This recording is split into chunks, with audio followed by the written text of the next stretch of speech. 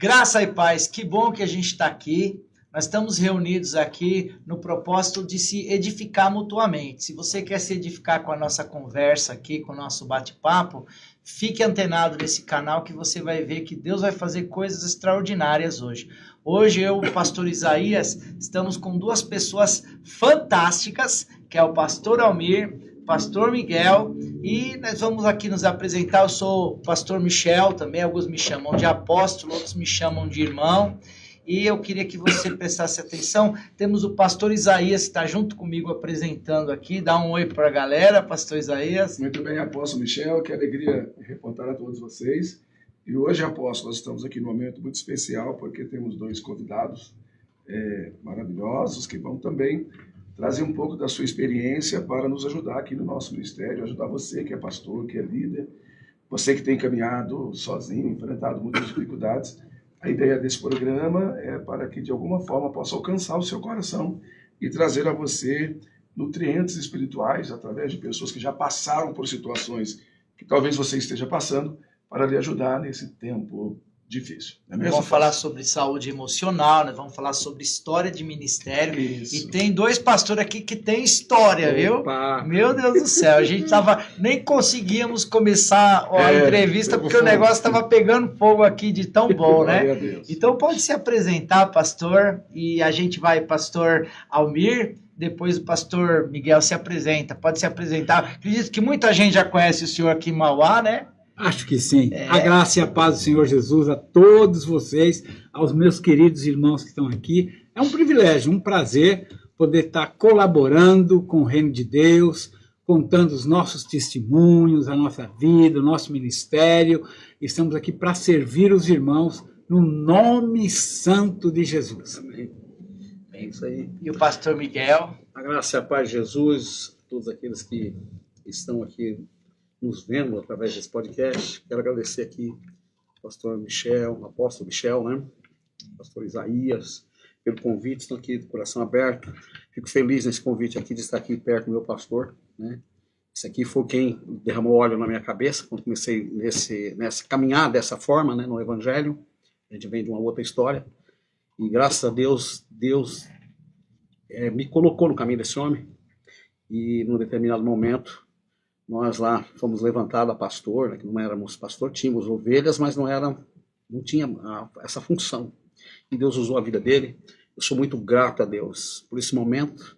E hoje, eu sem saber, né, cheguei aqui, mas fiquei muito feliz de estar aqui com o pastor. O senhor não sabia que o pastor Almir ia estar aqui com a gente hoje? Não sabia, mas que legal. Fiquei muito feliz de estar aqui participando juntamente com ele aqui, né, acima de tudo, né, por ser o primeiro, acho que podcast nesse modelo, que vocês estão, pelo que eu estou sabendo, esse modelo vocês aqui é o primeiro. Né, o estamos inaugurando aqui, tudo que é primeiro é especial, então eu quero agradecer a Deus e a vocês por esse convite aqui. Muito obrigado. Você sabe que a gente começou a pensar nisso, eu e o pastor Isaías estávamos falando. Antigamente, de dois em dois, em casa, as pessoas iam batendo na porta, chamando.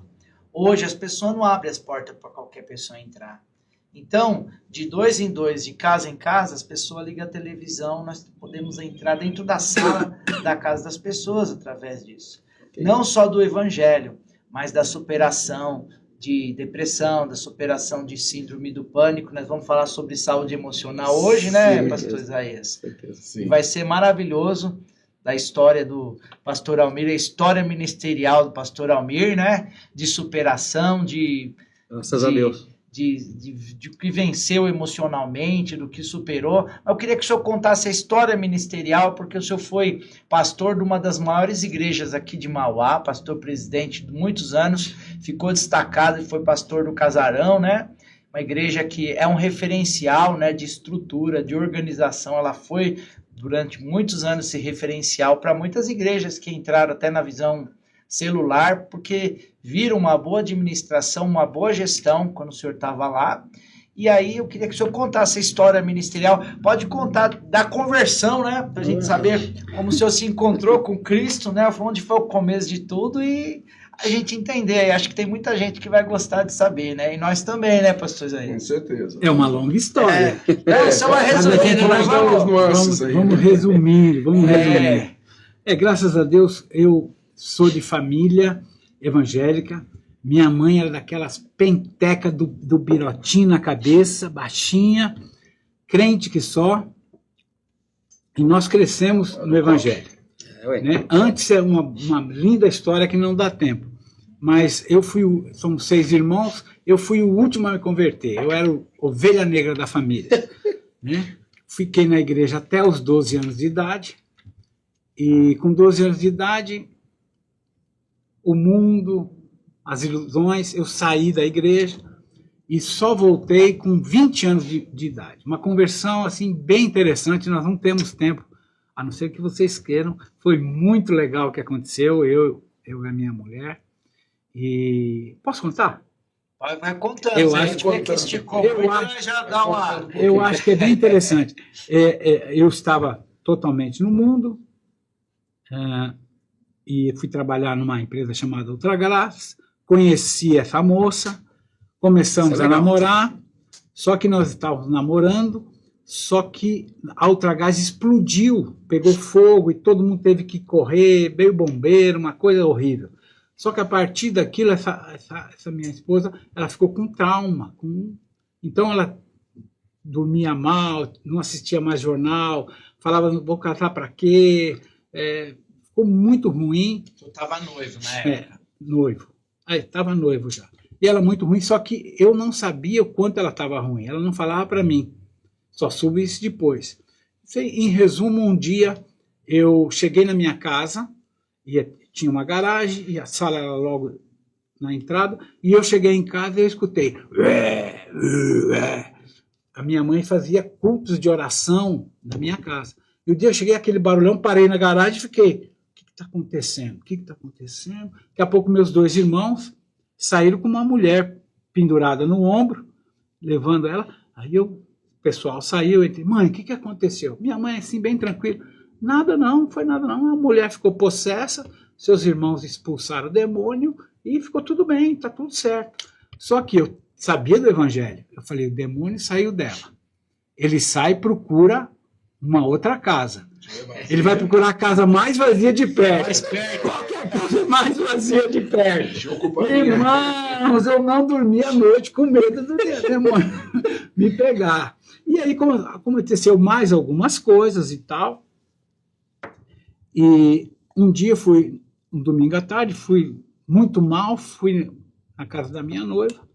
Cheguei lá, estavam, desculpe os corintianos, meus cunhados, tudo corintiano, assistindo o jogo do Corinthians na sala, assim, aquela coisa. E eu, como um excelente palmeirense, meu Deus. Irmão, minha mulher falou, entra aqui. Aí a gente entrou no quarto, com a porta encostada, e começamos a conversar, e eu comecei a falar para ela como eu estava me sentindo, o que estava no meu coração. Então, ela falou, olha, eu também estou desse jeito, porque eu era do mundo, mas evangelizava ela falando do Apocalipse.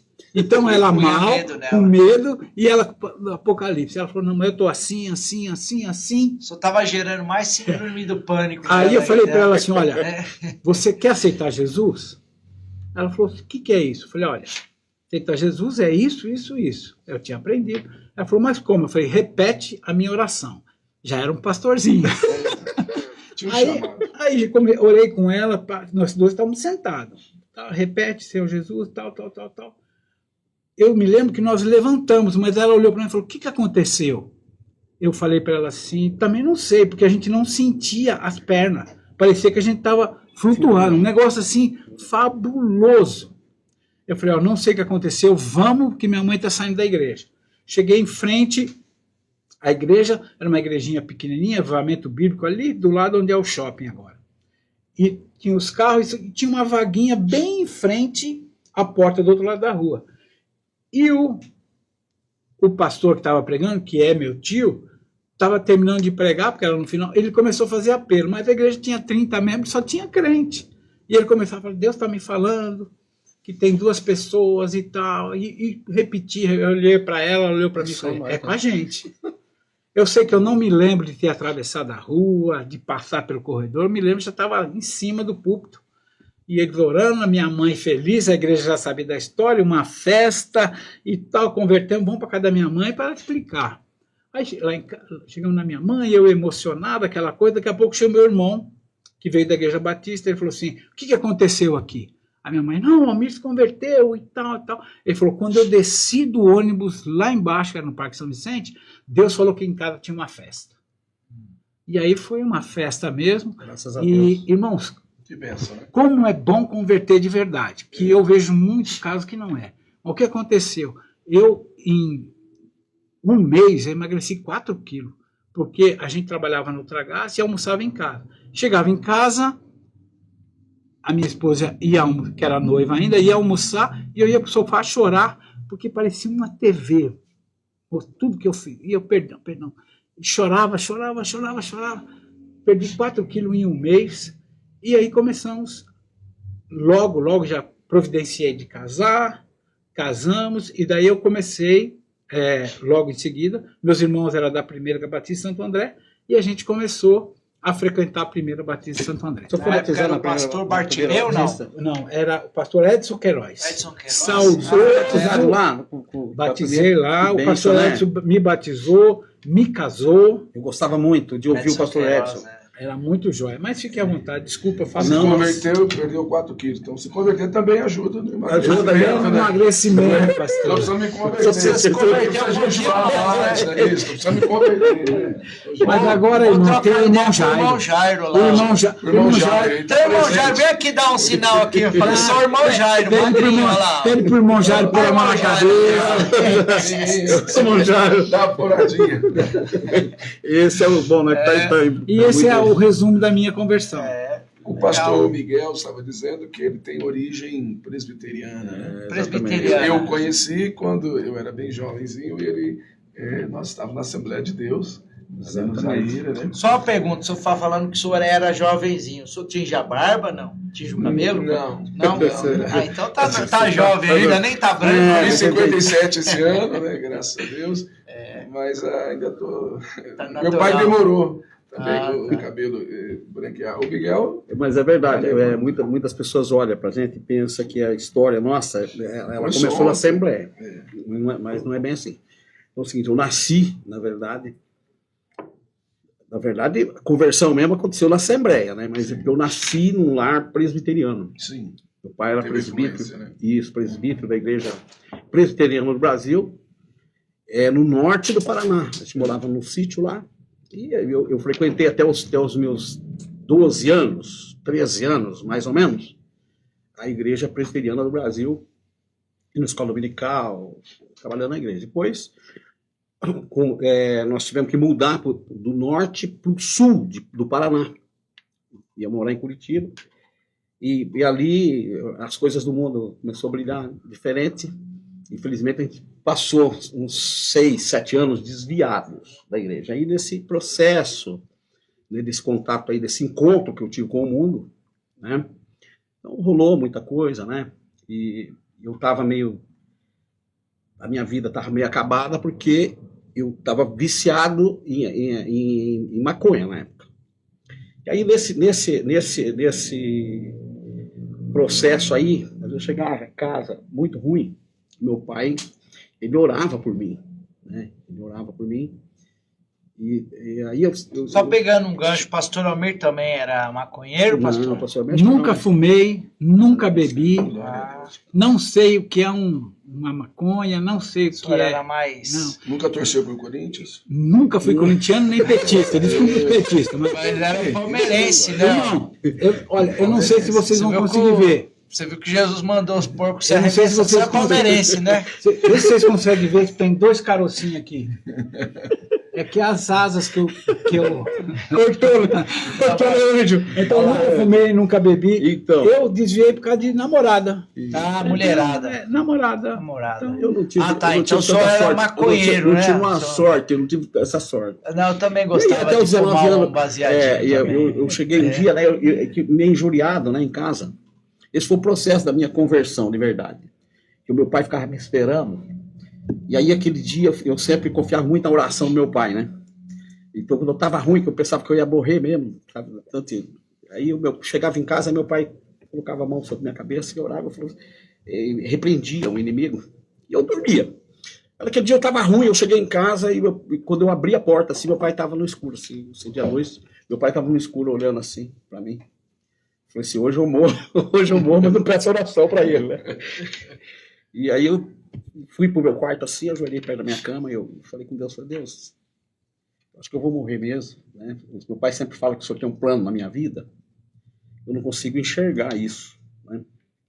Mas então o Senhor me tira daqui, desse lugar. E dormi. Aí de manhã, eu estava orando ali, Deus estava providenciando, porque meu irmão morava aqui no Zaira, no Jeremias. Sim, E ele estava viajando para lá, porque acho que nos bastidores já estava conversando a situação que eu estava vivendo.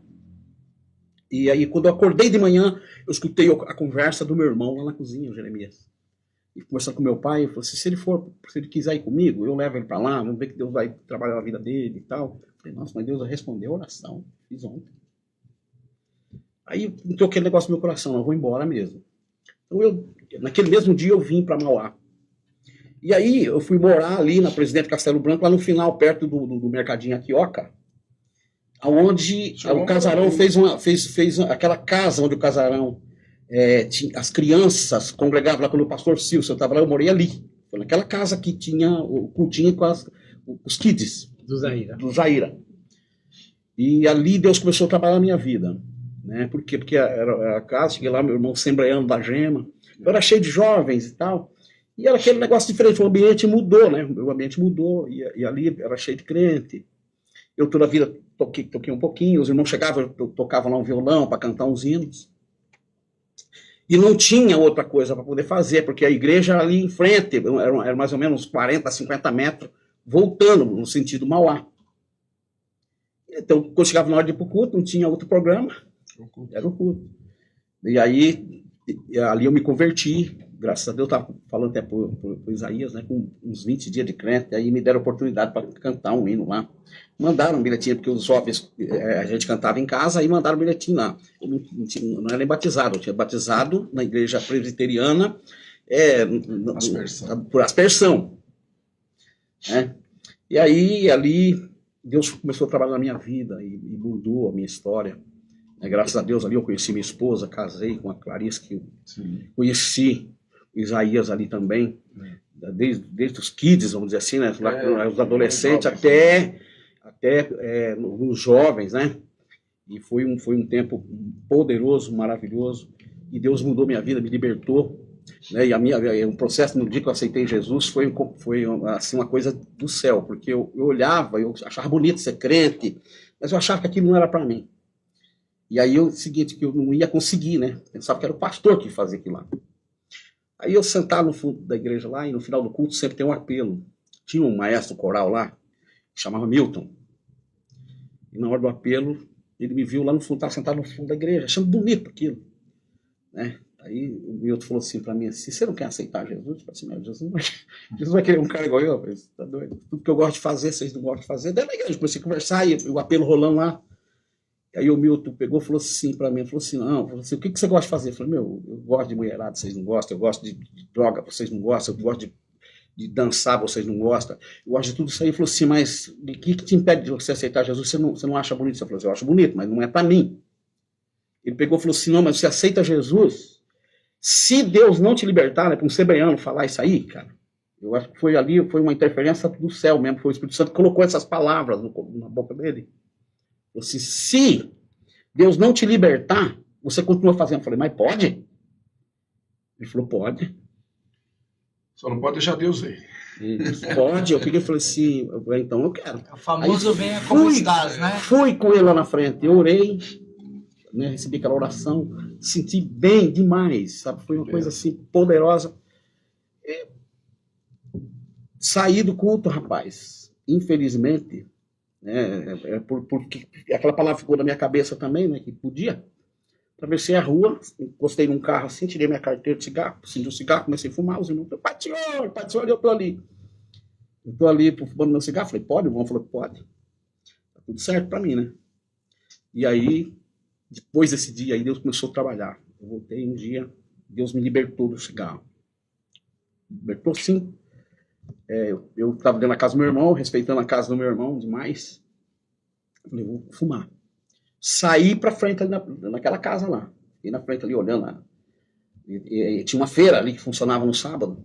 E aí eu escutei uma voz. Até hoje eu estou procurando escutar de novo. Esse Miguel, é o último cigarro. Eu pensei que era meu irmão que estava na janela. Aí eu fui até a janela, olhei, aí perguntei, falei, não, o Jeremias não está aqui. Olhei por cima do muro, comecei a olhar, procurar aquilo. Aí eu peguei, aí coloquei negócio no meu coração. Falei assim, o último cigarro, então eu não preciso mais desse que está aqui no meu bolso. Eu tirei, amassei, joguei, fumei aquele cigarro ali, até o último joguei a butuca fora. E, para a glória de Deus, nunca mais senti vontade de fumar. Isso foi em 81. Aleluia. Foi em 81. Deus me libertou milagrosamente. E de lá para cá trabalhou minha vida. Estou aqui servindo a Deus. Né? E Deus me agraciou porque me conectou com pessoas como vocês. Maravilha. Aqui para Então, pastor Miguel. trabalhar com o pastor Almir. Agora nós entendemos que vocês são crente mesmo, né? É isso que eu ia falar. Para ser pastor, então, primeiro tem que ser liberto. Tem que ser liberto. ser liberto. A primeira coisa, é isso aí. Agora você Tem falou ser- que você nasceu na presbiteriana. Eu nasci no Hospital Vila Prudente. né, em São Paulo. Exatamente. Mas em Cristo você nasceu em outro lugar. Eu posso dar um conselho para as mães e para os pais? Deve. Irmãos, eu chegava em casa, ia deitar, e madrugada, à noite, eu escutava minha mãe orando por mim. E eu, malandro, que eu falava, se a minha mãe está orando por mim, Deus vai me guardar, e eu dormia. Eu também Era sei. um sossego. Era isso mesmo. Só que daí, as coisas, não dá tempo de contar, as coisas foram acontecendo, eu comecei a ficar com medo, preocupado, e aí me converti. 2 meses depois que eu me converti, minha mãe veio falar comigo. Ela falou assim, Almir, deixa eu te contar uma coisa. Eu sempre orei para Deus te guardar, te proteger, tudo. E enquanto eu orava para fazer isso, Deus te protegia, te guardava, e você ficava na boa. Só que 2 meses antes de você converter, eu mudei minha oração. Eu comecei a falar para Deus, Deus, ainda que ele ande pelo vale da sombra da morte, o que eu quero é que ele seja salvo. O que minha mãe orou? Minha mãe orou assim, olha, ele pode sofrer um acidente, pode quebrar um pé, pode uma doença, faça o que quiser, porque eu sei que o Senhor ama ele mais que eu, mas que ele seja salvo. E ela só confiou em Deus, me entregou de fato na mão de Deus, deixando Deus resolver a situação. E o que aconteceu? Não aconteceu nenhuma desgraça, eu só vi um demônio gritando e mais algumas coisas, já veio o medão e eu me converti. O que eu quero falar para você, mamãe e papai? Ore confiando que Deus vai cuidar do seu filho. Deus ama mais o teu filho do que você. Então, enquanto você ora só para guardar, para proteger, o teu filho está lá sossegado, guardado e não acontece nada. Confie como minha mãe confiou. Fala assim, Deus, Pega ele, Deus. pega ele do Jeová. jeito que o senhor achar melhor, ainda que ele ande pelo vale da sombra da morte, mas que ele seja salvo. Porque o mais importante para os seus filhos é ser salvo em Cristo Jesus. Por isso, por favor, olha o testemunho aqui. Minha mãe orou assim, foi corajosa, e eu estou aqui até hoje, faz 40 e poucos anos que eu estou salvo. Então, graças a então é Deus. importante eu perceber, apóstolo, que são 2 conversões totalmente diferentes, né? Um veio lá do vício, drogas e tantas outras coisas, e o outro não tinha esses vícios, né? Era bem comportado, vamos dizer assim, totalmente diferente, mas ambos precisavam de salvação. Ambos precisavam de libertação. Ambos tinham uma mãe que orava, tinha um pai que orava. Então é muito importante nós entendermos que o fato da pessoa não ter vício, não ser, é boazinha, enfim, ele não depende de uma libertação. Precisa, porque nós precisamos reconhecer em Jesus como o nosso único e suficiente Salvador para que sejamos libertos, né, do pecado, libertos de toda essa maldição que estava sobre nós e então passarmos a viver debaixo da bênção, sermos adotados, como Paulo escreve aos Romanos. E aí, pastor Almir, primeiro o senhor, depois o apóstolo também vai perguntar, quanto tempo depois da conversão o senhor veio fazer parte do ministério, exatamente, cuidar de pessoas, pastoral, quanto tempo depois? Começamos a, então, frequentar a primeira igreja batista de Santo André, porque meus irmãos eram de lá, e aí fui batizado, aí providenciei o casamento o mais rápido possível, casei, e 1 ano, mais ou menos, depois que a gente estava na igreja, tudo bonitinho, eu e minha esposa evangelizamos um casal que era muito amigo da minha esposa. Então a gente evangelizou esse casal e aí íamos para o culto no domingo. Só que na quarta-feira eles iam na minha casa, ou eu ia na casa deles, para me falar do evangelho, o que eu sabia, aí para eles crescerem espiritualmente. Isso começou, aí veio um outro casal, que um conhecia o outro, 2, 3... Isso na sequência da conversão? Foi, na sequência. Um ano. Foi chamado para poder liderar. Um ano de convertido. Só que daí o grupo começou a crescer, e aí eu não tinha mais o que falar. Porque tudo que eu sabia, limitado, né? eu já... E aí um irmão meu, pastor Edmir hoje, ele tinha vindo do SAL, que era um lugar que treinava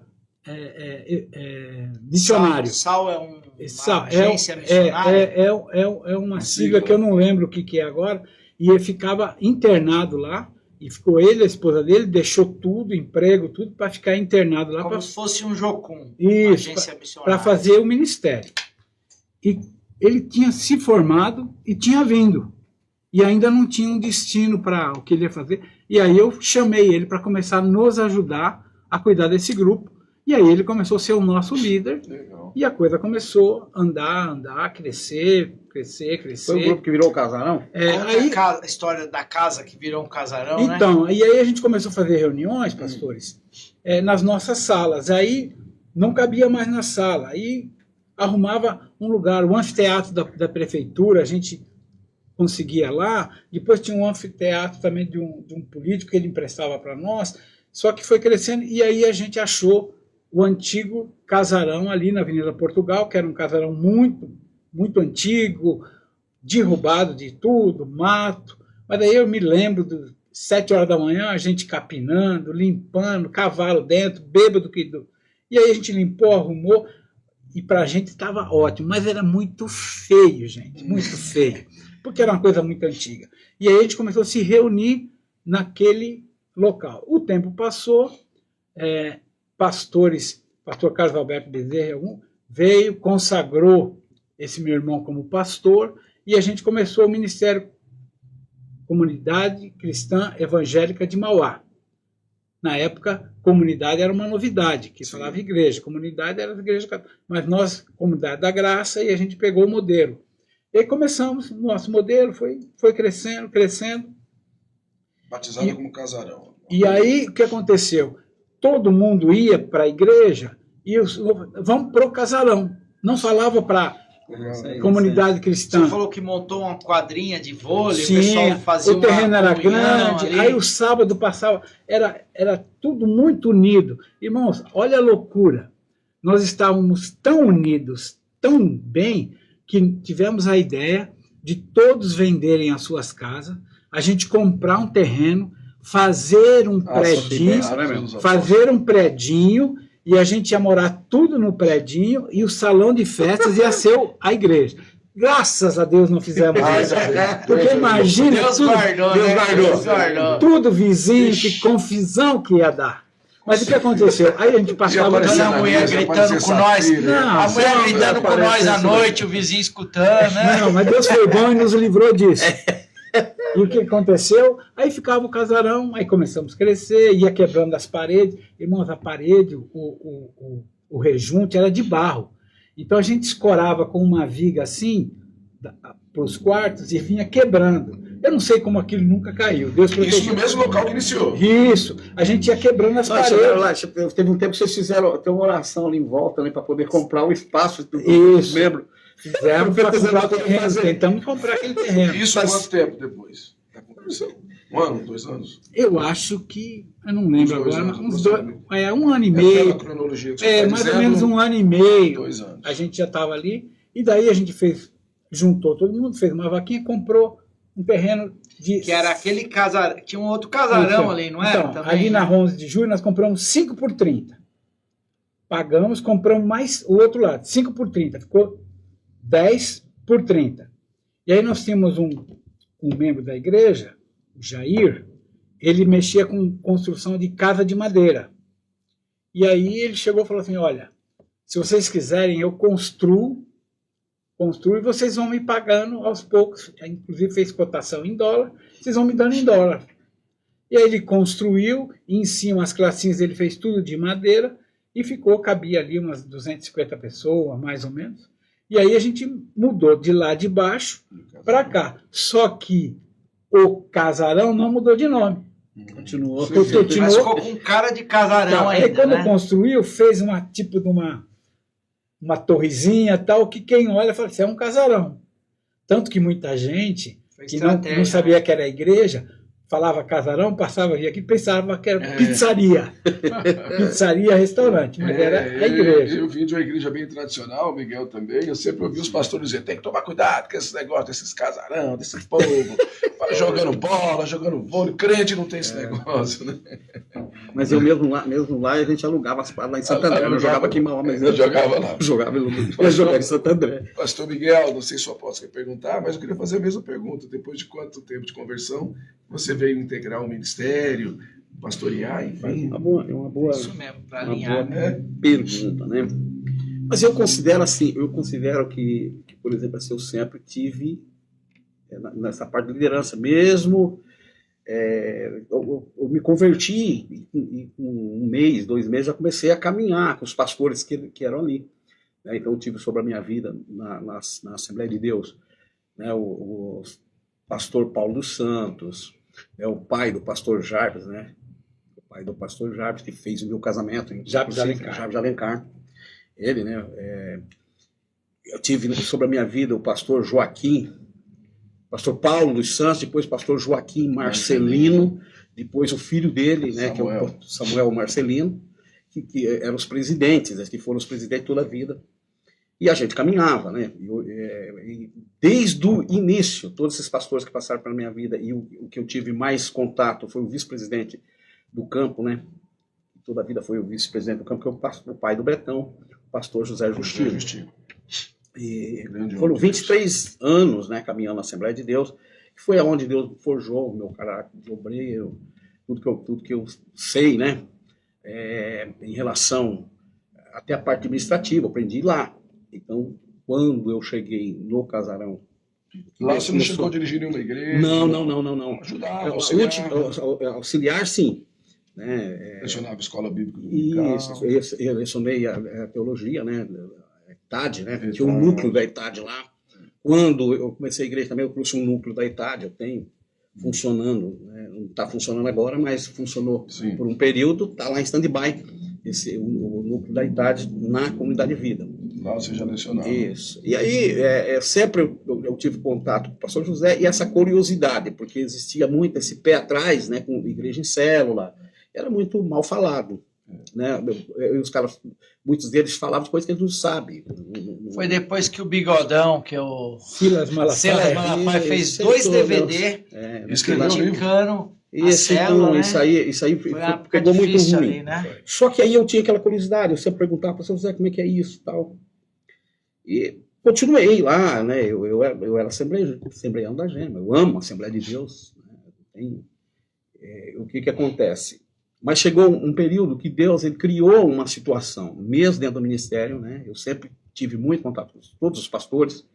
Era tanto que às vezes o pastor Justino ele pegava e me levava na reunião lá no Belém, né? O pastor José Wellington lá e me consagrava lá pastor por um dia, né? Você vai colocar aí, mas só hoje, então tudo bem. Porque também, às vezes, nas nossas conversas, a gente sempre teve essa ideia, né, de, por exemplo, assim, o que eu acho bonito, por exemplo, que acontece, por exemplo, na rede, nessa aproximação, que você pode ter essa abertura, que você pode ter contato com outra visão, né, de como levar o evangelho, né, outras... Amplia os e eu sempre, tanto é que o Casarão, eu acompanho o Casarão desde quando era um grupo, acho que tinha, no máximo, na época que eu comecei a ir no Casarão, umas 20 pessoas, não tinha 20, era de 20 para menos. Comecinho. Bem no comecinho.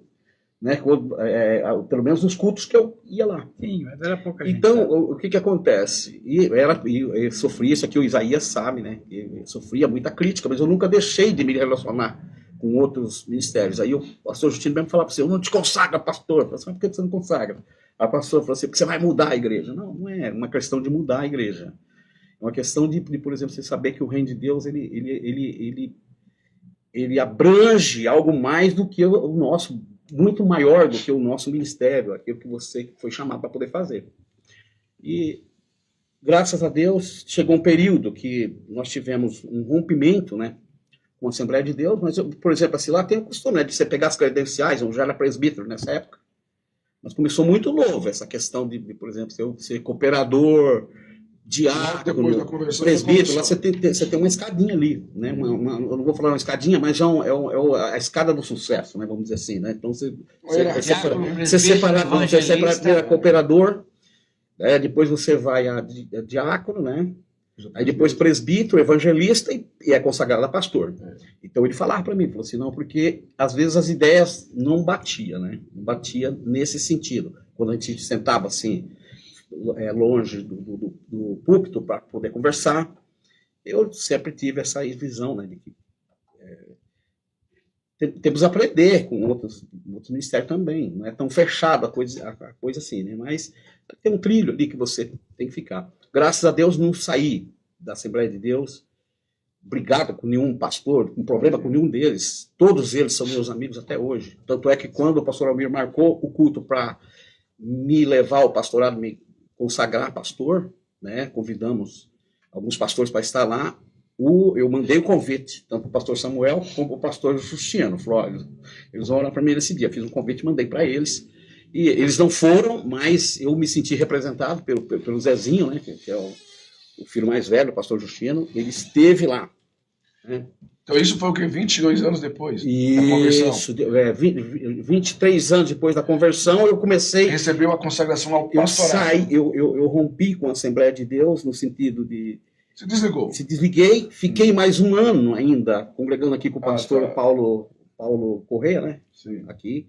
E porque era para abrir uma Assembleia de Deus em Mauá. Só que aí, como lá era tudo da missão, você tem o pessoal da missão, cada limite, cada município só tem um presidente, não tem outro presidente, né, que hoje é o meu querido pastor Clarismundo, né, que é nosso amigo, meu amigo pessoal também, né, que eu respeito muito. Então, o que acontece? Tanto é que eu tenho até hoje as minhas credenciais lá. Você sabe que quando você sai, você tem que devolver a credencial. Mas aí é o seguinte, essa curiosidade de querer saber como é que é célula e tal. E o engraçado foi que quando eu fui na primeira célula, quem estava de líder de célula lá era um presbítero, né, da Igreja Assembleia de Deus do Campo de Mauá, o Carlinhos, o militar.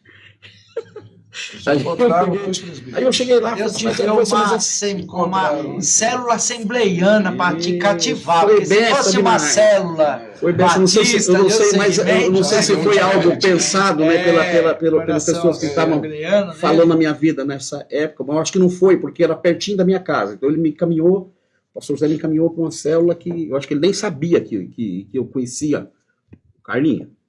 Aí quando cheguei lá, eu falei, meu Deus do céu. Aí fui umas 2 células lá, e aí comecei a ver, né, e lá tinha essa questão, né, de, por exemplo, não, aqui é o seguinte, seu presbitério não vale nada, seu diaconato não vale nada, aqui não vale nada, você tem que começar, que agora você vai ser um líder de treinamento. Eu falei, vou orar. Adeus. Esse meu negócio é esse, né? Eu considero que todas essas consagrações, todas essas coisas que falaram na minha vida, eu não deixei de ser o que eu sou, que Deus me levantou até hoje. Eu considero um pouco um erro isso aí, né? Não sei, na minha visão. Então, porque, por exemplo, assim, a oração daqueles pastores que oraram por mim não vale aqui nesse sistema. Então foi isso que eu falei assim, Deus, o que é isso aqui? E aí começaram a me munir com os livrinhos lá do manual, né, de célula e tal. Eu vi lá, se você frequentar 3 vezes uma célula, você passa a ser membro daquela célula. Eu falei assim, eu tô enrolado, eu procurei o pastor José. E aí o pastor José me chamou para conversar com o pastor Almir. O pastor Almir falou assim para mim, não, então é o seguinte, você começa lá, uma célula na tua casa lá, as pessoas vão se converter. E como é que eu faço? Quando as pessoas se convertem, você vem nos primeiros cultos aqui no casarão. Você vem aqui e tal. Eu falei assim, mas como é que eu vou fazer? Esse pessoal, eu não sou pastor. Então é o seguinte, lá é o pastor que faz ceia, é o pastor que batiza, né? Então tem aquelas pessoas certas para fazer isso. Eu falei, como é que ele falou assim, não, você usa o tanque batismal aqui do casarão para poder fazer isso. Não sei se o senhor se lembra disso. Mas isso me marcou. Eu falei assim, mas pode? Ele falou assim, pode. E aí o que começou a acontecer? Deus começou a me abençoar. Quando eu fiz minha primeira célula, tinha 12 pessoas já na célula, na primeira célula. E encheu de gente a minha sala, passando para o salão. E todo domingo a gente vinha para o culto, no casarão. Sentava ali. Eu comecei a fazer uma igreja. Só um detalhe. Irmãos, a ideia era, você vai ter o teu ministério. Sim, mas era. Mas até você pegar o jeito, você vem aqui que a gente vai te apoiar. Foi isso. E aí você vai crescendo, crescendo. Na hora que você tiver no tamanho que precisa, tanto, por exemplo, qualquer coisa financeira que o seu grupo tiver, o dinheiro é para você.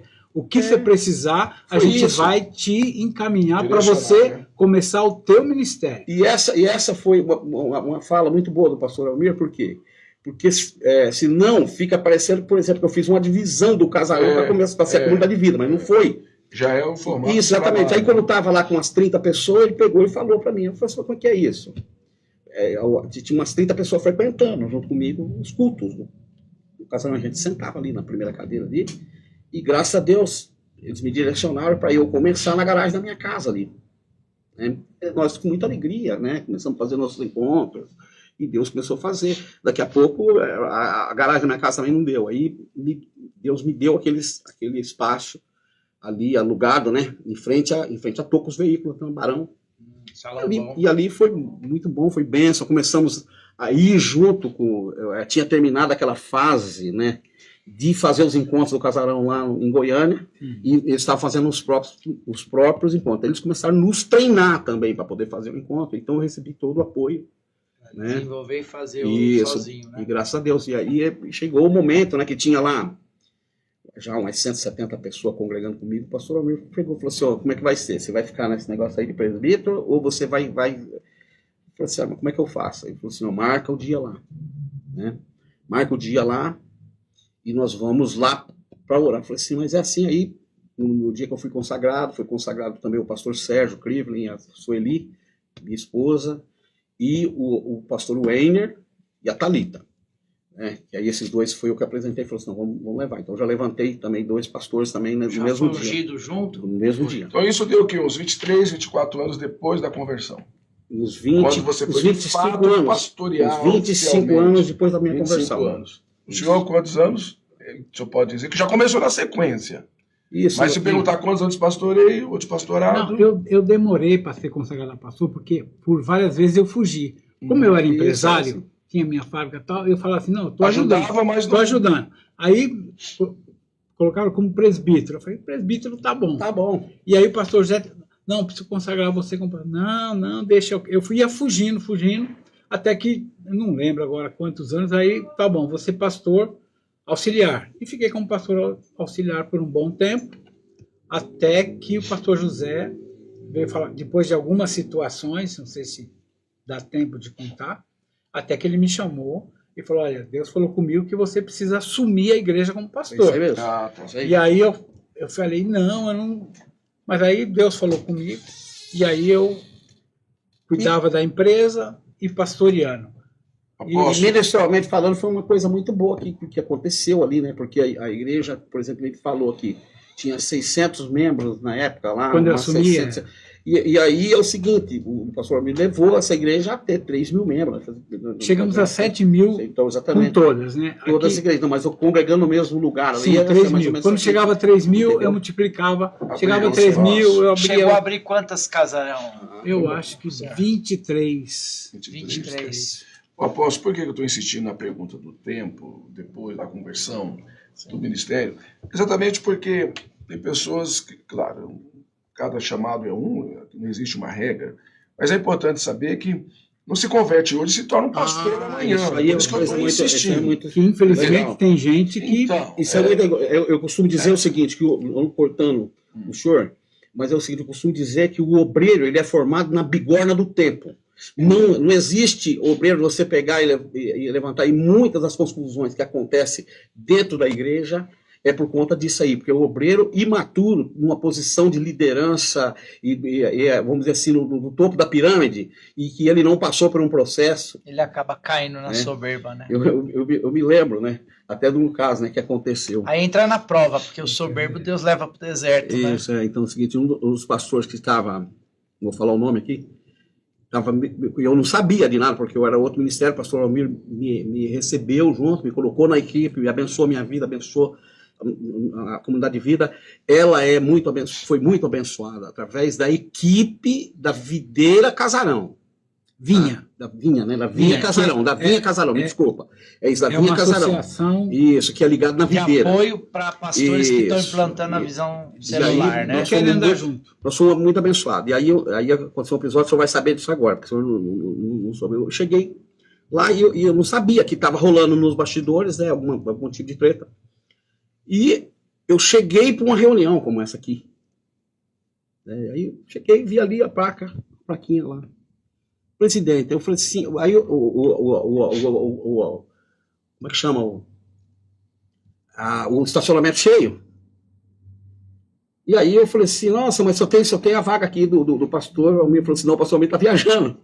O pastor Almir está viajando. Eu falei, se é? O pastor Almir está viajando? Eu falei assim, não, pode colocar aqui, coloca aí. No seu carro.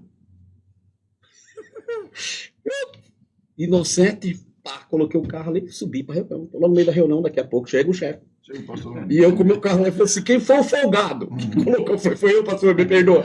Eu falei folgado? Falou não, mas assim, Essas coisas a gente não lembra. ó. mas você fez muito certo, pô. Se você é um pai, você tem que ensinar. E tá certo, mas eu fui induzido a colocar o carro.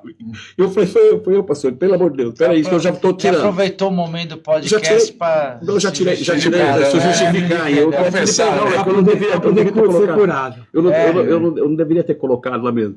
Mas é o seguinte, a gente veio, e aí eu estou falando isso aqui porque é o seguinte, a gente veio dessa escola, né? Não tem que fazer rodeio.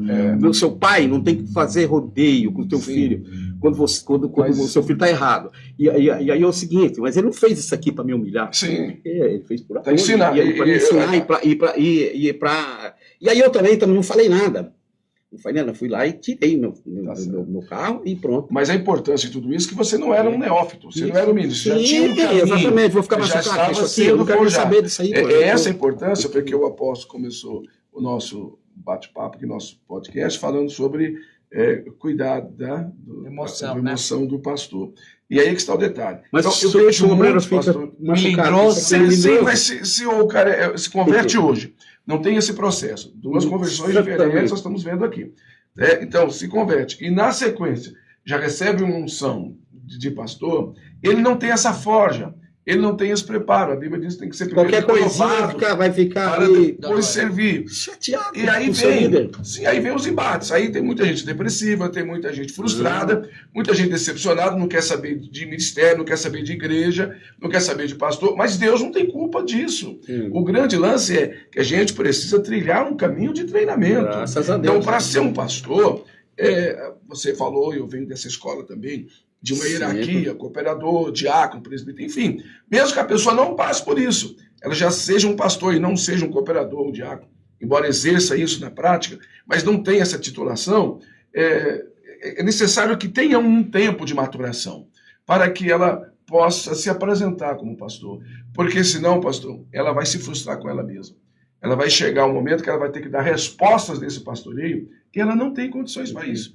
Onde ela vai se frustrar, porque do pastor espera-se que ele seja psicólogo, espera-se que ele entenda de mercado financeiro, e espera que ele entenda-se de medicina. Esses dias eu fui chamado, eu conto sempre isso, por um casal que me disse, pastor, queremos dar 2 notícias para o senhor. O casal chamou no gabinete, uma boa, uma ruim. Qual que o senhor quer ouvir primeiro?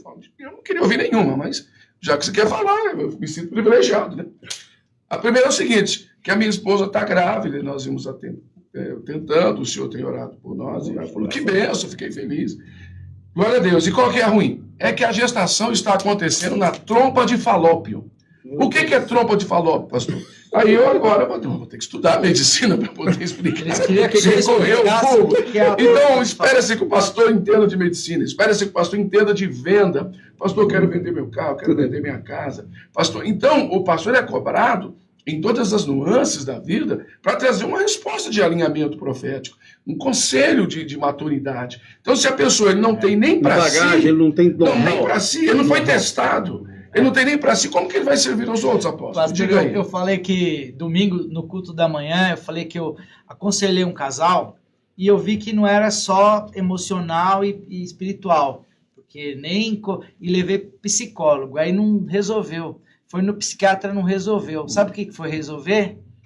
Uma pílula azul que deu pro casal, meu Deus do céu. resolveu o problema.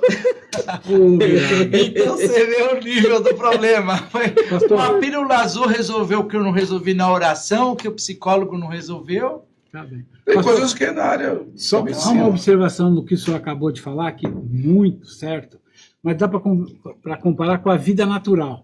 Sim. Primeiro, é uma criança. Sim. Nasceu, Jairo não, viu? é uma criança que precisa aprender a andar, falar. Então, há um período. E o segundo período, adolescência. Sim. Todo Pode adolescente, atropelar, né? todo adolescente acha que sabe tudo. Então fala, meu pai não sabe nada e tal. Então, o imaturo na vida cristã, ele acha que ele sabe mais que o pastor dele. Exatamente. Ele fala, não, mas o pastor não entende. Ele não é que ele está querendo ser rude ou coisa assim. É porque na cabeça do adolescente, ele acha que está certo. E na vida espiritual a mesma coisa. Agora, se nós pastores não olharmos para isso, mesmo que o novo convertido seja uma bênção de oração, que ele tenha algum dom que Deus pode ter dado para ele e tal, isso não significa que ele está apto a pastorear, a cuidar de gente. Porque ser pastor é cuidar de gente. E gente, gostar, né? E gente é muito difícil. Complicado. Nós somos pessoas complicadas. E cada um tem uma personalidade. Sim, então o pastor tem que ser um excelente psicólogo, um excelente médico, um excelente administrador. Então nós temos que ter maturidade emocional, experiência de vida natural e uma experiência espiritual. Por isso que antes de colocar a mão, a Bíblia fala assim, antes de colocar a sua mão. Experimenta o cara. Experimenta. Então, nós somos exemplos claros que se nós, pela misericórdia de Deus, alcançamos alguma coisa, é porque Deus nos forjou, como ele estava dizendo. Então, há uma forja. Há o tempo da aprender a andar, há o tempo da adolescência espiritual e há o tempo da maturidade. Pastor Almir, o senhor estava falando um pouco aí sobre algumas dificuldades emocionais, e eu tenho o privilégio de ser formado também na área da psicologia.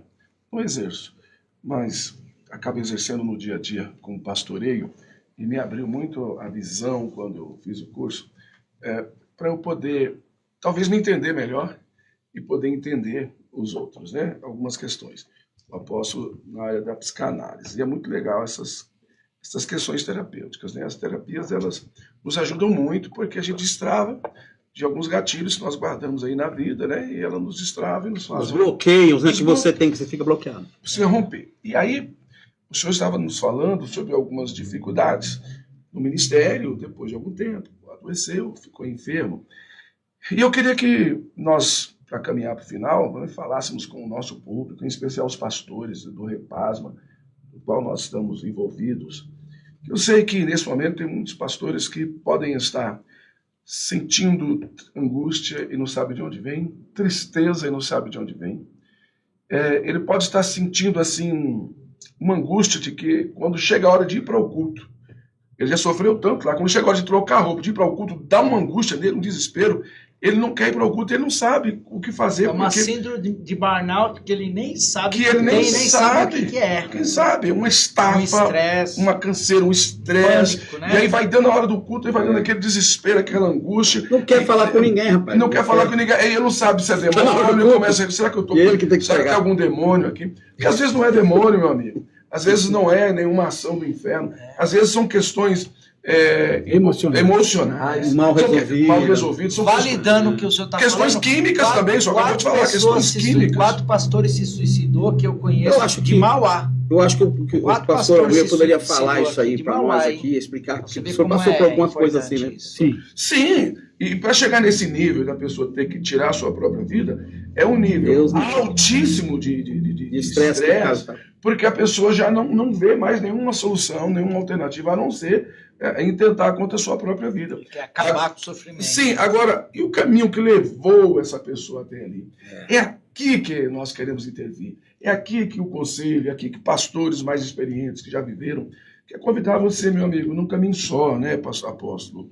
Num caminho só. Você tem aqui pessoas que podem lhe dar um abraço, podem dar uma palavra, tomar um café. Ah, mas eu não gosto disso, eu não gosto daquilo. Por conta dessas questões, eu não gosto disso, não gosto daquilo, não combino com fulano, eu não aceito. Por conta dessas diferenças, nós vamos morrendo. O reino não tem muralhas.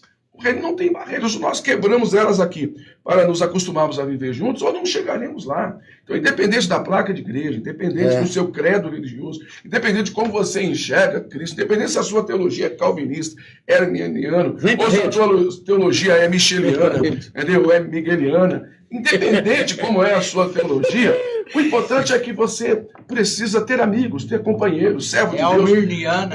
Almirniana. Que tem um objetivo comum, que possa convergir para o que Jesus vem ensinar. Jesus chegou no meio de uma confusão. Era os fariseus, era os herodianos, era os essênios, era um tanto de gente, cada um falava uma coisa. Jesus vem no meio ali com uma palavra certeira, atingindo o coração, sem desconstruir a lei, mas desconstruindo as nuances, as cercas, as muralhas que a lei estava fazendo, e ele derrubando aquilo, deixando os mais, a nata da religiosidade, boquiaberto naquele tempo, com aquela palavra simples, mas certeira no coração.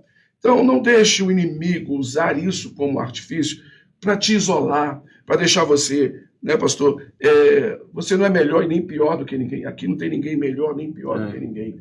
Nós somos pares. Cada um tem sua história, Cada um tem sua história. Superação. Sim, nós vimos aqui algumas aqui agora. Inclusive, né? O pastor Almir dá uma pincelada de como que em que buraco que o senhor entrou emocional. Não precisa contar os detalhes, mas como que o senhor estava se sentindo e como que o senhor conseguiu sair para ser inspiração para muita gente que pode estar passando isso e algo até muito pior do que o senhor passou também, né? Então, acredito que ele pode trazer essa experiência de superação, porque o senhor está num momento de superação. Vamos tentar resumir o mais breve possível.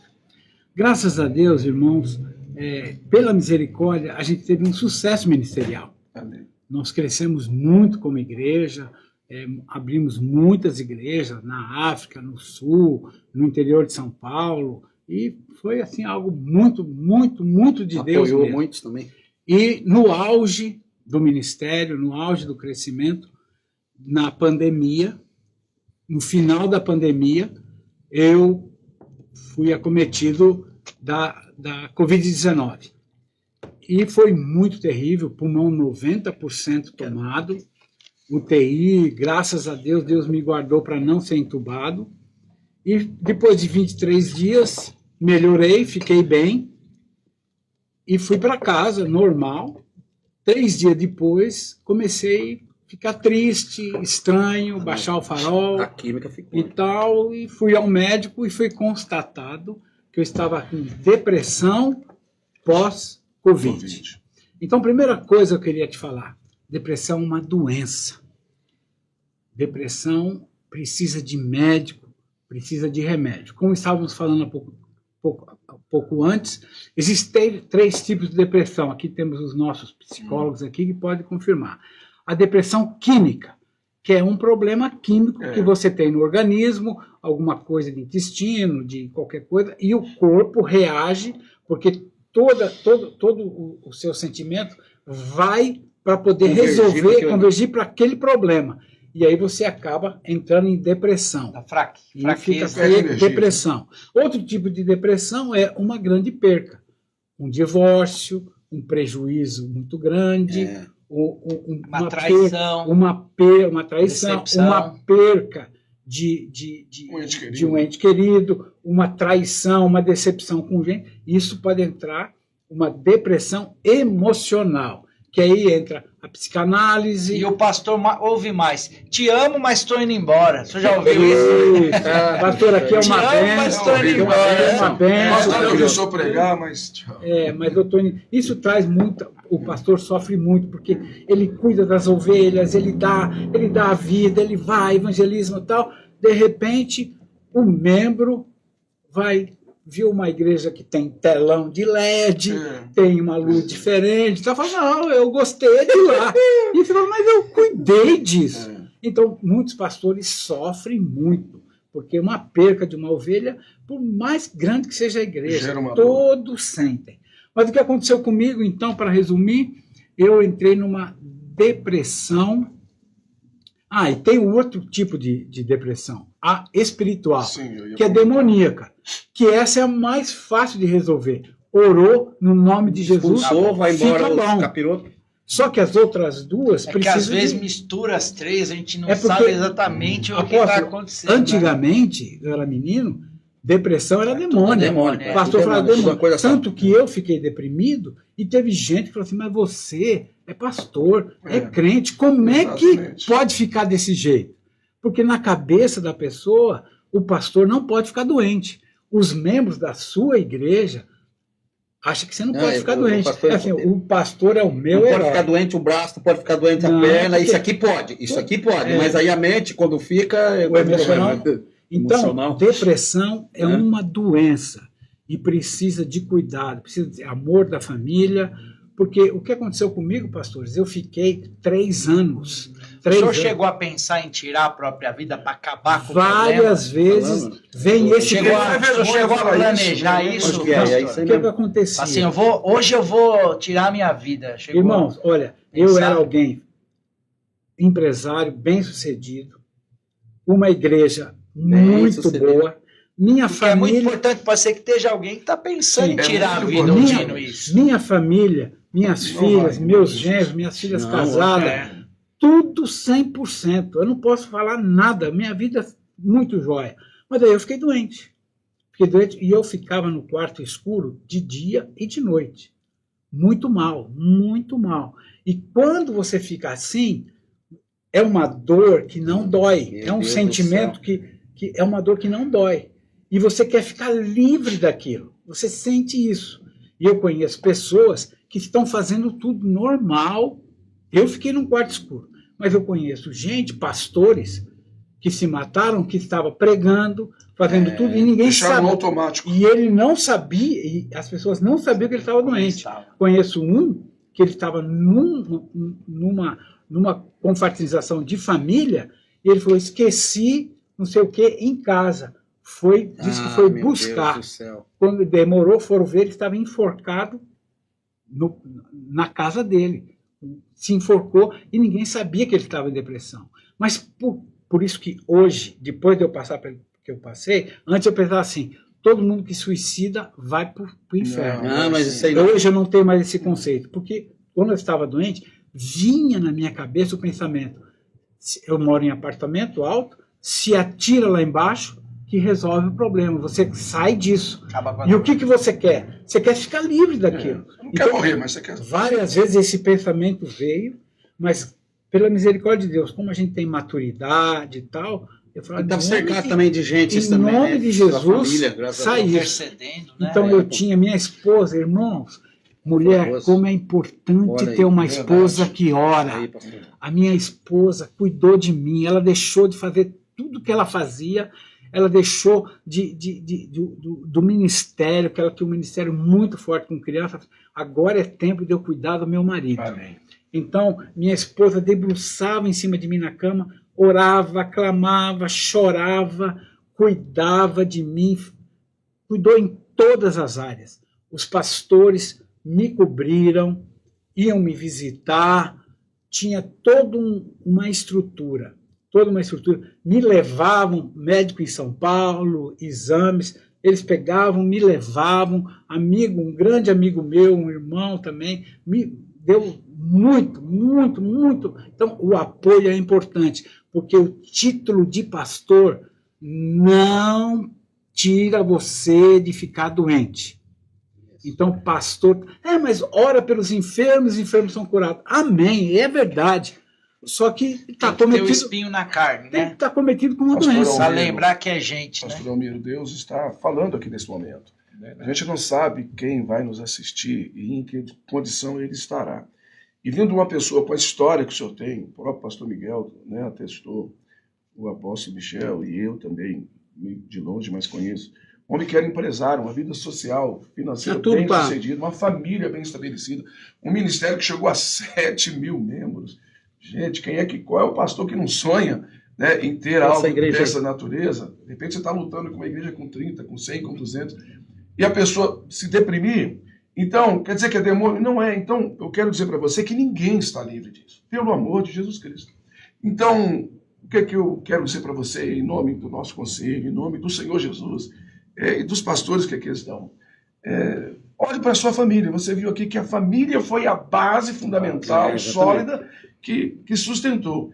Então, cuide da sua família, porque às vezes, enquanto você está bem, você não dá valor à mulher, pisa nela, valoriza mais qualquer outro membro da igreja, qualquer outro obreiro, em detrimento da sua esposa. Na hora que adoecer, é a esposa que vai estar lá. Só um detalhe, a minha mulher fala, depois ela falava para os outros, olha, o Almir sempre cuidou bem de mim, sempre tratou bem. Agora é o tempo de eu cuidar dele. Isso, tá vendo aí? Isso é muito importante. Ou seja, a reciprocidade, plantou para colher. Então, querido pastor, é importante você rever os seus conceitos, cuidar da sua família. Ela é a sua primeira igreja, sua esposa, seus filhos. Nada de a grama do vizinho ser mais bonita do que a nossa. Deus deu para você a sua família, cuide dela. Porque na hora que você precisar, será ela, a família, que estará perto. Mais do que isso, nós estamos aqui à disposição. O pastor Almir hoje está à disposição do reino, não apenas da igreja, para ajudar, para aconselhar, se precisar. Nós estamos aqui para isso. Então, se você está enfrentando uma situação como essa, e por vezes já ouviu vozes assim, e está dizendo, eu não tenho condições mais de prosseguir, não sei nem com quem falar isso, por favor, nos procure. Nós queremos orar com você, nós queremos chorar juntos. E eu tenho certeza que Deus vai colocar as mãos, vai dar um alinhamento profético, vai dar um direcionamento para que nós possamos lhe ajudar. Porque você é pastor, não significa que você não pode ficar doente. E se doente está, não significa que está em pecado também, não, gente. Parece que tem vergonha de falar, está em pecado, por isso que adoeceu. Tem uma coisa pastor que eu gente, pastor precisa uma ter coisa essa. que eu fiz. Eu queria que você ouvisse isso. Alguém que tinha pastoreado grande e tal, eu nunca tive vergonha de falar, estou doente. Ótimo. Eu reuni Isso a ajuda equipe, muito. eu estou doente, eu preciso agora de ser Graças cuidado. a Deus. Então você às vezes fica falando, eu não posso falar isso, porque o que os irmãos vão pensar? Esquece, se a tua igreja te ama, como pastor, ela vai cuidar de você. Não precisa ter medo. Quem cuida emocionalmente de quem cuida de todo mundo. Então o pastor precisa ser cuidado. Ele precisa ter esse olhar. Eu gostaria de fazer um pastor sobre ele, né? Pontuar uma coisa aqui, é o seguinte, quero falar com você. Você, irmão, irmã, né? Que às vezes você entra nessa aqui de julgar essa situação aqui. Mas aqui, como está sendo colocado aqui, seria até uma injustiça deixar passar esse ponto aqui, né? Por quê? Porque normalmente o que acontece? A gente aceita a doença no braço, na perna, no estômago, mas quando a doença ela é na mente, a alma, as doenças almáticas, né? A sua alma está doente, a gente não quer aceitar isso aqui. Mas deixa eu te falar, Jesus ele cura o seu corpo físico. Todo qualquer tipo de doença. E ele cura também a tua alma, ele cura a sua parte emocional. Aqui está um exemplo claro aqui, né, do pastor Almir, né, que passou por isso aqui e a gente percebe aqui nessa fala, né? Está totalmente restaurado para a glória de Deus, Só um em detalhe. nome de Jesus.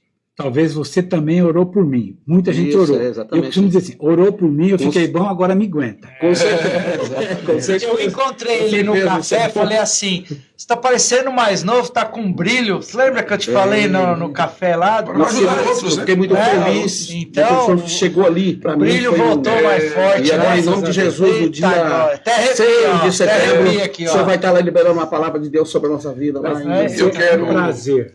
Eu quero encerrar minha parte dizendo o seguinte, Eclesiastes 4:9. Melhor serem dois do que ser um.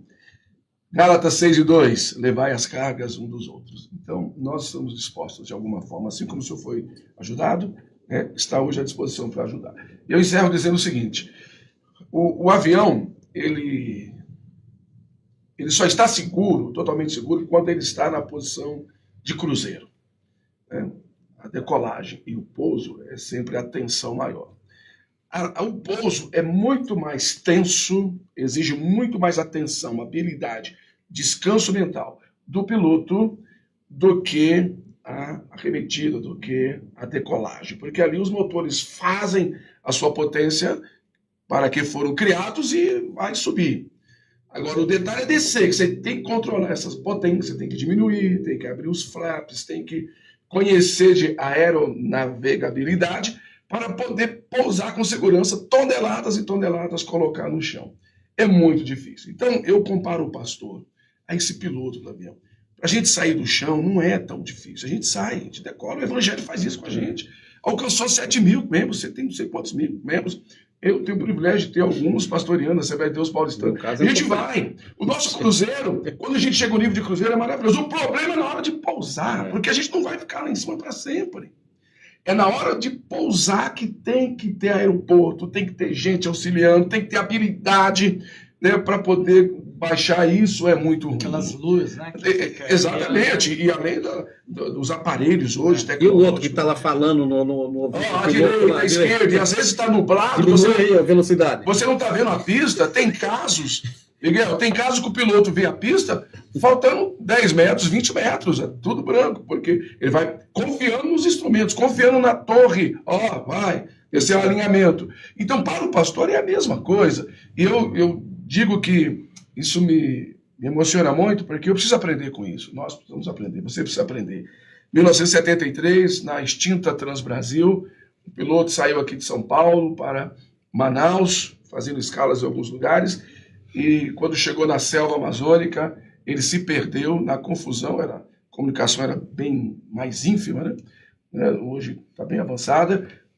A torre falou para a direita, no rádio comunicador, entendeu para a esquerda e se perdeu. E o combustível só dava para chegar lá. Aí. E ele, perdido na selva, à noite, tudo escuro, conseguiu avistar algumas luzes. Era uma pequena cidade, Anacás, parece, próximo a um rio. Essa história está aí para todos verem. E esse piloto começou a fazer alguns sobrevoos baixos nessa cidade para ver se enxergava alguma pista, mas não tinha pista, ou alguma estrada que ele pudesse usar. O prefeito da cidade, vendo, não era comum um avião passar ali baixo várias vezes, entendeu que ele queria pousar. Chamou algumas pessoas, fizeram tochas, lampiões e saíram na rua e foram a uma pista, uma avenida lá, para tentar mostrar que ali dava. Mas era um local muito ínfimo, não tinha, enfim, ele caiu sobre as árvores e muitas pessoas morreram.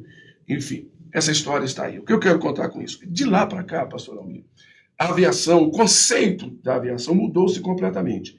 Não se sai mais de um lugar com combustível suficiente para chegar no seu destino e voltar ao lugar de origem. Porque antigamente não tinha combustível para voar mais, que ele ia apenas com combustível de ida. Então hoje, qualquer voo que sai para algum lugar, ele sai com combustível suficiente para ir, se chegar lá, tiver dificuldade, ele tem que retornar à base. Então o que eu aprendo? Nós, pastores, precisamos ter graça suficiente, unção suficiente, controle emocional suficiente, que se precisar retornar à base, se precisar voltar e descer e pousar, a gente precisa ter humildade para retroagir, para pedir perdão, para recomeçar. Está aqui o pastor, um exemplo disso. Então, não tenha medo de pedir ajuda, não tenha vergonha. Se precisar retomar e começar tudo de novo, mas faça com segurança, até que jogar o seu ministério, a sua vida, tudo e construir sobre as águas, sobre o mar e se perder. Não faça isso. Então, que Deus dê graça, que esse momento sirva de muita unção e direcionamento para você ter essa humildade para recomeçar. Você será abraçado, será ajudado. Reconhecer, como o pastor reconheceu, eu estou doente. Porque se você não está, não vai ter como dar remédio para ele. Nós vamos te ajudar. Os céus vai preparar pessoas para estar ao seu lado. Obrigado, apóstolo. Só fazer uma observação? Por favor, pastor. Não importa o número de membros que você tem. Às vezes Deus te chamou para cuidar de 30. Sim. Às vezes Deus te chamou para cuidar de 100. Às vezes Deus te chamou para cuidar de 5.000. Sim. Agora, todos são pastores escolhidos por Deus. Graças então, a Deus. por favor, não se sinta constrangido que você tem pouco membro. Faça o melhor para essa quantidade. Exatamente. E se é de Deus, vai crescer. Mas às vezes você vai ficar ali com aquele número que é o padrão que medida. Deus quer, a tua medida. Então não tenha vergonha disso. Quando você chegar numa roda de pastores, não importa que o fulano é esse, o nome dele é aquele, você está no mesmo nível, você também é pastor. Exatamente. E você não se sinta humilhado, nada.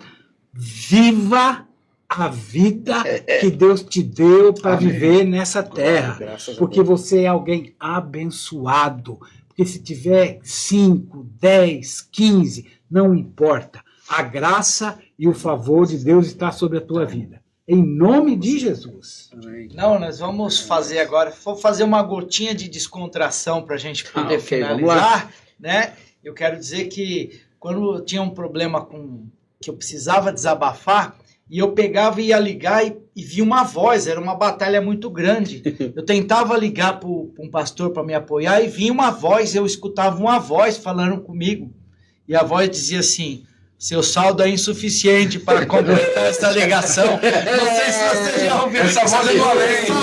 Essa voz. Então vai lá, fichinha. Meu Deus do céu. Então foi um momento muito gostoso Foi estar mesmo. com vocês, né? O Almir passou a sua experiência de superação Que e bênção. o pastor Miguel pode orar por nós, encerrando Pode. esse momento, assim, agradecendo. Foi maravilhoso ouvir vocês, escutar vocês, adorar a Deus com vocês, que nós estávamos cantando, adorando o Senhor lá embaixo. Ó, Obrigado pelo convite. eu quero que a gente venha de novo, Teremos outros vamos momentos. aumentar essa mesa, vamos fazer algo assim, porque é precioso estar com vocês, viu? Pastor Obrigado. Almir, muito obrigado, Amém. viu? Conte conosco. Porque- Eu quero agradecer Vamos pra meu amigo, cima, hein? apóstolo Meu companheiro Michel, que cedeu o nosso de espaço. futebol aqui, Pois ó. é, tá precisando voltar, né? Vamos voltar. Agradecer ao apóstolo Michel pela iniciativa, por ceder esse espaço, os meninos que estão aqui trabalhando, os pastores, profunda gratidão. Só Deus Os para meninos recompensar. lindos, né? É, isso aí, Menino lindo. E a gente não tem ideia de onde isso vai chegar, Amém. quantas pessoas serão abençoadas. Então, Isso. obrigado, pastor Miguel, obrigado. Tamo junto. Pastor Almir, nós vamos voltar breve, vai ser bênção, em nome de Eu Jesus. quero agradecer. Não, Amém. pode Não, por favor. Agradece e ora já pela É, gente. Eu quero agradecer também pelo convite mais uma vez, né? Foi um privilégio para mim estar aqui e ao lado do pastor Almir, ao lado do pastor apóstolo Michel, pastor Isaías, que eu conheço desde Verdade. pequenininho, né? Desde criança. E foi um momento muito bom para mim, né? Espero que Deus tenha falado com você também, que assistiu esse podcast aqui, que isso possa trazer algo a mais para você continuar na sua caminhada. E para mim foi um grande privilégio. Amém. Muito obrigado por tudo aí. E Antes de orar, vamos aproveitar e deixar um convite para a rede. Não sei que dia que você vai assistir esse podcast. Sempre nas terceiras quinta-feira, né? Exatamente. Não, segunda está sendo à Tá noite, né? segunda-feira, né? Tá sendo Tá falando segunda agora, agora. reunião. Terceira segunda-feira À noite. à noite. A nossa reunião do Repasmo, que por acaso será agora, dia 17 de agosto, segunda-feira, vai ser na igreja Lugar de Encontro, pastor Wallace, aqui na Vila Capitão João, e o Fly está nas nossas redes sociais. Venha estar conosco, venha receber uma palavra de Deus, venha receber um abraço. Todos esses pastores estarão lá? Sim? Eu estarei. Olha que benção. Sim, Almir. Eu estarei. Sim, claro. E queremos lhe receber, e será um tempo muito especial. Não caminhe sozinho, convide outra pessoa e venha fazer parte conosco. A equipe de louvor da Comunidade de Vida também vai estar lá junto com Olha, o pastor Dante. Dante, né? que é o nosso levita. Graças a Deus. Vamos lá, vamos falar com Jesus. Me sinto honrado também por esse privilégio de poder orar Amém. aqui. Pai Celestial, eu quero te agradecer, Pai, por esse momento, pela vida dos meus companheiros de ministério aqui, o meu pastor Almir, o apóstolo Michel, o pastor Isaías, a minha vida. Pai querido, por esse momento tão precioso, onde nós podemos aqui falar de uma parte da história que o Senhor está construindo em nossas vidas e daquilo que o Senhor nos permitiu viver. Pai, nós te pedimos a tua bênção sobre aqueles que vão ouvir esse podcast, que eles possam ser tocados pela tua presença, pela tua mão poderosa. Te louvamos, ó Deus, porque o Senhor tem nos guardado e, como diz a tua palavra, o Senhor tem nos colocado entre reis e sacerdotes, e o Senhor tem nos levantado, e é um grande privilégio para mim nesse momento, e eu creio que para os meus irmãos que estão aqui presentes também. Pai querido, faz a tua obra sobre as nossas vidas, continue fazendo, Pai, continue escrevendo essa história maravilhosa que o Senhor está escrevendo em nós. Pai querido, nos abençoando para que nós possamos cumprir o chamado do Senhor sobre as nossas vidas, Pai. Nos abençoa, quero te agradecer por esse momento, por tudo que aconteceu aqui, pela tua palavra que foi falada e pelas intempéries também que vem na nossa vida, que é o Senhor que providencia para nos lapidar, para nos levar a um patamar superior, para que a tua obra prevaleça sobre a terra. E muito obrigado, Senhor, porque o Senhor usa as nossas vidas apesar de nós. Eu te louvo, te agradeço, Amém. no nome santo de Jesus, pela sua graça sobre nós. Aleluia. Eu oro para a glória do teu nome, em nome de Jesus. Amém. Amém. Amém. Tchau, graça e paz. Tchau, Tchau, tchau. Tchau. Até a próxima. Abençoe. Então, valeu.